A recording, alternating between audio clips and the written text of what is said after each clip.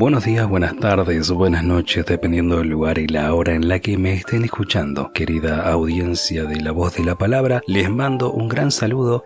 Realmente no estarán en este momento escuchando o de manera correcta o habitual el típico saludo que caracteriza a cada uno de los podcasts que suelo subir y compartir con cada uno de ustedes, pero bueno, realmente no tenía pensado de hecho grabar un podcast esta semana, esto lo tenía pensado para la semana que viene, pero a raíz de los hechos sucedidos el 19 de septiembre de 2024, fecha de grabado, editado y subido este podcast que estoy compartiendo en este momento, realmente me sentía la obligación de poder conversar un poco con ustedes. Y digo conversar porque más allá de que no hay alguien que me esté contestando en este momento o con quien pueda interactuar en este podcast, yo sé que ustedes se expresan en los comentarios y por esa misma razón es que los invito de paso a que compartan, se expresen siempre con respeto, siempre con tolerancia y con el fin de que sea todo para edificación y para bendición acerca de esta noticia que realmente ha sacudido al mundo evangélico. Y me estoy refiriendo a la destitución del cargo pastoral de Steve Lawson.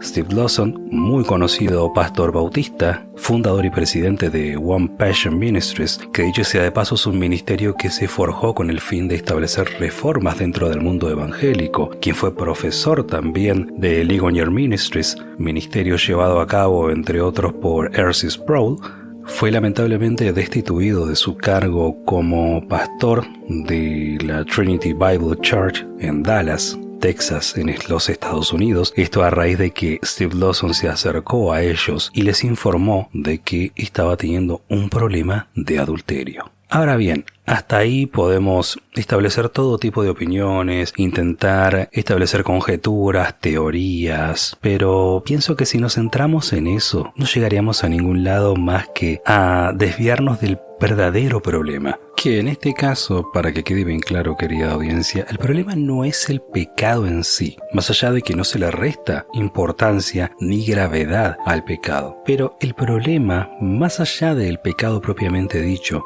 es la manera en cómo individualmente y al mismo tiempo como iglesia encaramos este tipo de problemáticas. Porque, por ejemplo, ya que hablamos de que Steve Lawson planteó el tema de la iglesia, hizo público prácticamente lo sucedido y de ahí la iglesia tomó la determinación que tomó, alguno podrá decir, bueno, pero si él le hubiera hablado con la esposa sin tener que dejar que las cosas pasen, y la cosa hubiese sido distinta, por supuesto, pero es fácil hablar con el diario del lunes. O sea, yo quiero que nos centremos en esto e insisto, a ver, teorizar acerca de eso equivaldría a tirar sal a la herida, no ayudaría en nada. Pero más allá de esa problemática puntual, porque acá no queremos hablar del adulterio, ¿sí? Sino de la manera en cómo, cuando, por un lado, un líder tiene un problema, hace público su problema, confiesa su pecado y se pone a disposición de la iglesia, y cómo eso también nos tiene que repercutir a nosotros como miembros. Porque, a ver,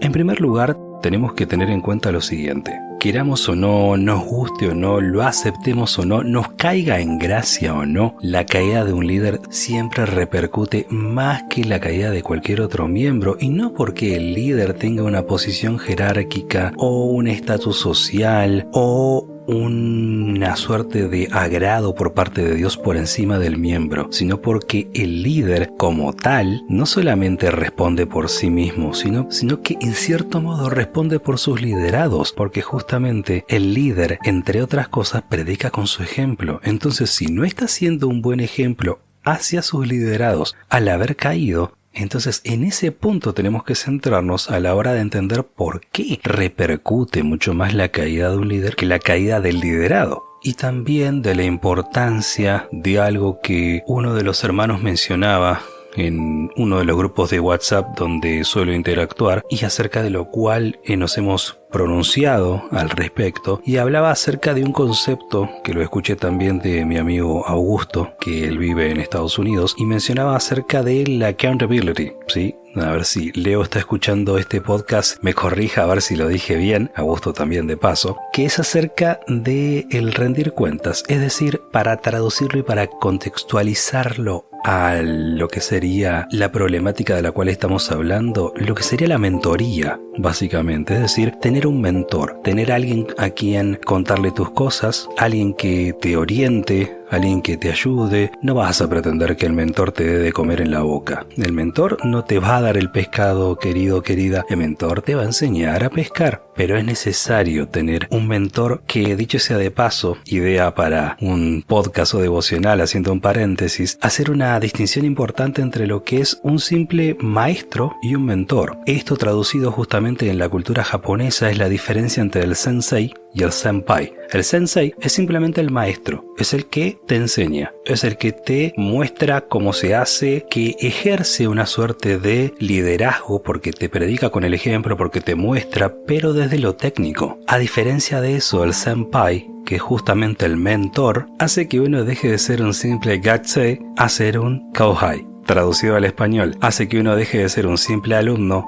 a ser un discípulo. Entonces, dicho esto, así como un psicólogo necesita, por ejemplo, un terapeuta, ¿por qué? Porque el psicólogo recibe tanta carga por parte de sus pacientes que llega un punto en que necesita descargar también. Necesita también contar sus cosas. No está todo el tiempo, y no es sano también que esté todo el tiempo únicamente para escuchar. Necesita también que lo escuchen. De la misma manera, un pastor, quien es el ejemplo por excelencia de lo que es el liderazgo, así también necesita ser pastoreado. Así también necesita que lo escuchen, que lo aconsejen, que oren con y por él. Por eso es necesario y fundamental que la iglesia, que cada iglesia, independientemente acá de la denominación, del tipo de confesión, etc., acá vamos a un punto más universal. Acá vamos a un punto más importante de cualquier cuestión que nos quiera llevar a analizar las cosas desde un sesgo denominacional, doctrinal, etc. Acá tenemos que tener en cuenta de que como iglesia, como grupo de creyentes, necesitamos desarrollar y llevar a cabo y sostener la mentoría dentro de las iglesias.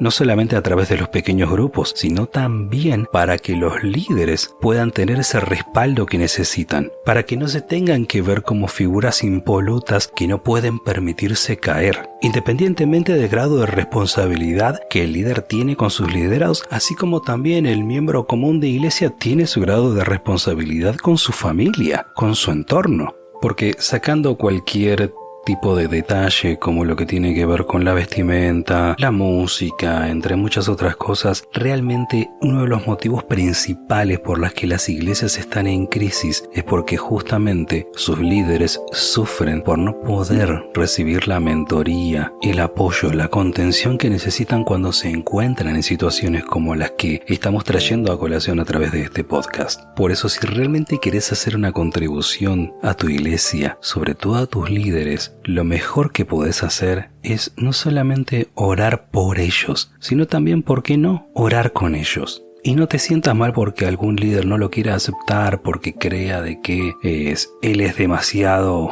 santo, demasiado iluminado como para que un simple miembro quiera venir a orar con él o por él. Bueno, a ver, no todos son iguales, no todos lo van a tomar de la misma manera, pero lo que va a marcar la diferencia es tu disposición para hacerlo. Y no que simplemente digas, líder, pastor, yo quiero orar por vos, quiero orar con vos, o te tengo mis oraciones y listo. Ya está, con eso cumplí y sigo con mi vida como si nada. No, comprométete a hacerlo. Comprométete de verdad. Que no sea simplemente una palabra para quedar bien. Por otra parte, también es importante tomar en cuenta la manera como actuó la iglesia a la que pertenece, no en este momento como pastor, pero a la que sigue perteneciendo Steve Lawson, porque tratándose de una figura como la de él, la iglesia tranquilamente podría haber dicho, Pastor Steve, no vamos a poner en juego su prestigio, no quédese tranquilo, esto queda acá no pasó nada, pero ellos actuaron como se debe actuar. No por querer hacerle un mal a Steve Lawson, no por querer desearle el mal, por el contrario, por querer el bien para su vida, para su alma, para sus salvaciones, que justamente decidieron tomar cartas en el asunto y actuar de la forma en la que se debe actuar. Porque, a ver, sin ánimo de querer hablar de denominaciones, de pastores, de iglesias, congregaciones, etc., no somos ajenos a estas alturas del partido a una realidad que nos golpea como iglesia de que justamente por el hecho de querer preservar el prestigio del pastor, de la iglesia, para evitar justamente que el pastor, la iglesia o ambos estén en el comentario del vecindario, de la ciudad, etc. Entonces se tome la terrible determinación de decir acá no pasó nada y listo, tiramos la tierra abajo de la alfombra. Y que como en uno de los tantos episodios de Los Simpson, por un lado ya la casa esté prácticamente complicada para poder caminar de la cantidad de basura que se tira por debajo de la alfombra, o que simplemente digamos, bueno, hay basura y ¿qué hacemos? Y hagamos angelitos, hagamos de cuenta que no pasó nada. Y no es así. Porque justamente si realmente queremos hacerle un bien a nuestros líderes, a nuestra iglesia, queremos demostrar que marcamos la diferencia en la manera en cómo tratamos las diferentes problemáticas que se presentan como iglesia, se debe aplicar una correcta ejecución de la ley. Y acá no estamos hablando de una cuestión farisaica, para nada. Estamos hablando justamente de que las cosas tienen que ser justas para todos. Si a un miembro se lo sanciona con justa razón por haber cometido un acto similar, ¿por qué al líder no?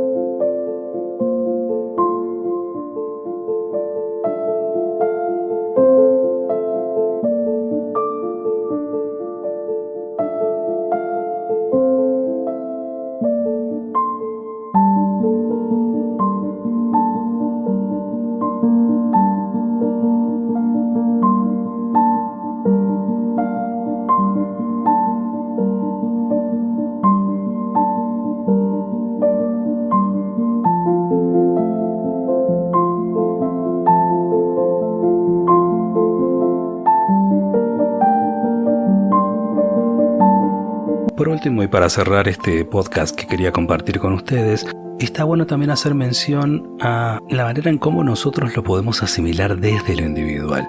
Porque más allá de que este tipo de cuestiones repercuten en lo colectivo, repercuten en lo institucional, es necesario también que tengamos en cuenta de que todo, absolutamente todo lo que tiene que ver con la manera en cómo encaramos la vida cristiana en todas sus facetas, en todos los aspectos, parte desde lo individual hacia lo colectivo.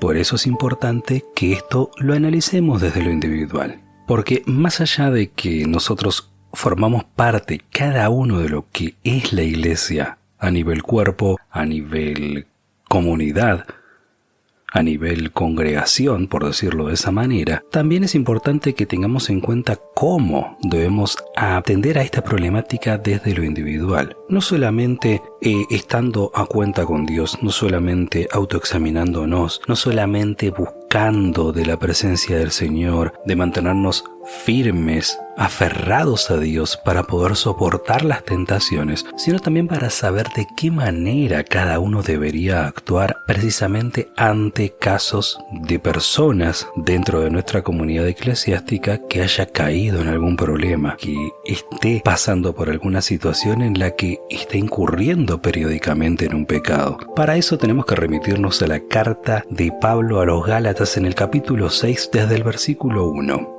Vamos a ir leyendo y mientras leemos vamos viendo de qué manera poder aplicar cada una de las enseñanzas de parte del Señor a través del apóstol Pablo. Dice: amados hermanos, si otro creyente está dominado por algún pecado, ustedes que son espirituales deberían ayudarlo a volver al camino recto con ternura y humildad. Y tengan mucho cuidado de no caer ustedes en la misma tentación. Ahora, ¿a qué se está refiriendo el apóstol Pablo con respecto a esto? Uno, lamentablemente, no solamente se ve tentado a caer en un determinado pecado, sino también se ve tentado a no actuar de la manera correcta cuando se encuentra con una persona que está incurriendo en un pecado. ¿Qué es lo que Jesús decía? Por ejemplo, si tenés un problema con alguien, háblalo a solas. Si esa persona no te escucha, busca testigos. Si aún así no te escucha, acude a la iglesia. Y si habiendo seguido todos esos pasos no te escucha, listo, no le hables más, o al menos no hables más con él del asunto. Ahora bien, ¿qué es lo que solemos hacer? Cuando nos encontramos con una problemática similar, vamos directamente a la iglesia.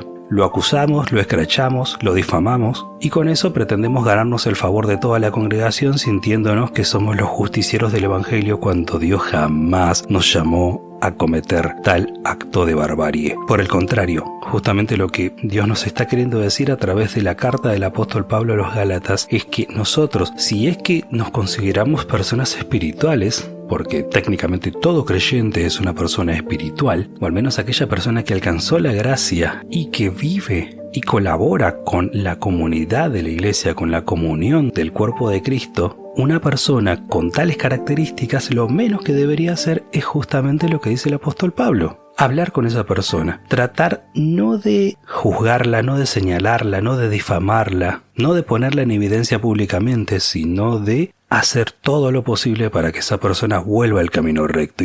¿Y de qué manera lo podemos hacer? Muchas personas que están pasando por un problema similar, lo que menos necesitan es que la señalemos o que les recordemos con malicia la condición en la que se encuentran y las consecuencias que esto acarrea. Por supuesto que esa persona lo sabe, o al menos es consciente de eso en el momento en el que no lo puede ocultar más. Pero al margen de eso, ¿no deberíamos más bien ser personas que se presten para que quien está con ese problema de pecado pueda desahogarse, pueda sentir contención? Y acá me quiero detener en un punto importante: contener, no apañar. Es decir, esa persona tiene que estar contenida, no consentida. Por esa misma razón, dice, y tenga mucho cuidado, la última parte del versículo 1 de Gálatas 6, y tengan mucho cuidado de no caer ustedes en la misma tentación. ¿De qué manera uno puede evitar caer en la tentación en el momento en que se va a acercar a esa persona a tratar este tema? No simplemente por el hecho de que, mira, yo caí con este pecado y justo coincide con que yo estoy luchando contra ese pecado también. No pasa tanto por ahí. Pasa más bien por una cuestión de que si yo no me pongo firme en mi decisión y en mi determinación de hacer que esa persona se convierta de su pecado, o mejor dicho, confiese su pecado y busque el perdón de Dios, técnicamente me estoy haciendo cómplice del pecado de esa persona. Y al naturalizar el pecado de una persona, al no tomar en consideración las graves consecuencias que ya de por sí trae el pecado, tarde o temprano me voy a ver tentado a estar en la misma situación y terminar cayendo también. Por otra parte, sigue diciendo el versículo 2, ayúdense a llevar los unos las cargas de los otros y obedezcan de esa manera la ley de Cristo. ¡Qué maravilloso! Ahí es justamente en donde, de forma práctica, y no por una cuestión para que después con aires de jactancia digamos a la congregación, yo ayudé a tal hermano. No pasa por ahí,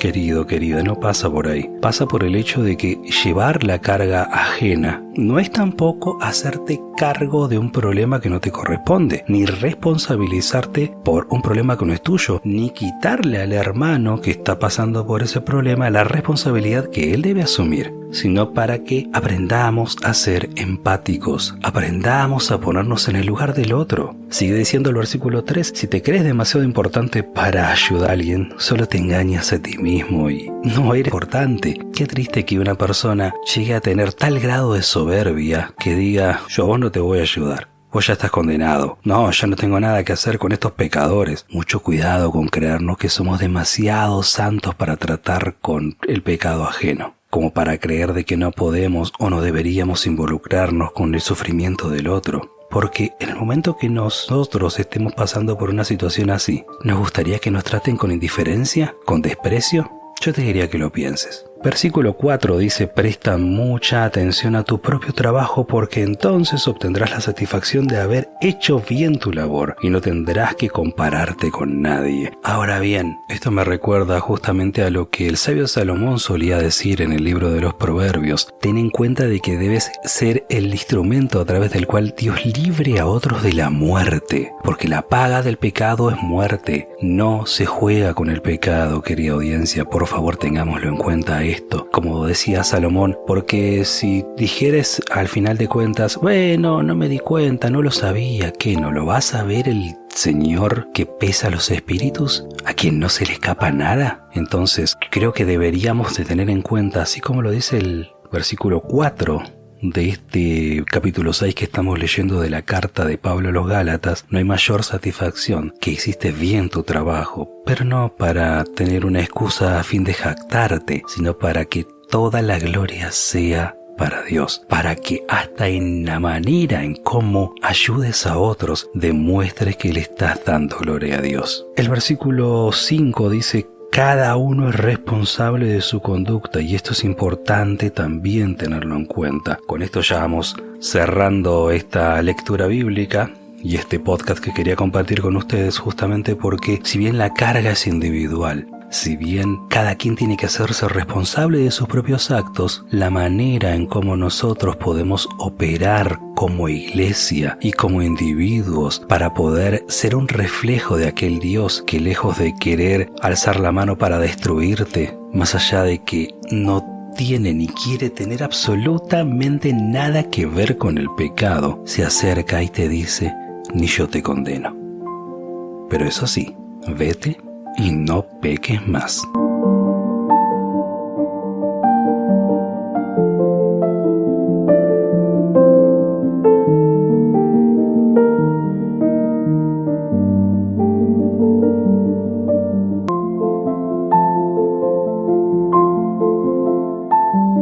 Si te gustó este podcast, compártelo con cada uno de tus contactos. Eso nos ayuda mucho a seguir generando contenido. Recordá también, por favor, suscribirte al canal, activar la campana de notificaciones y, por supuesto, dejar tu parecer, tu opinión en la caja de comentarios. Te ha hablado Johnny Carrazán en nombre de La Voz de la Palabra, deseándote que Dios te bendiga.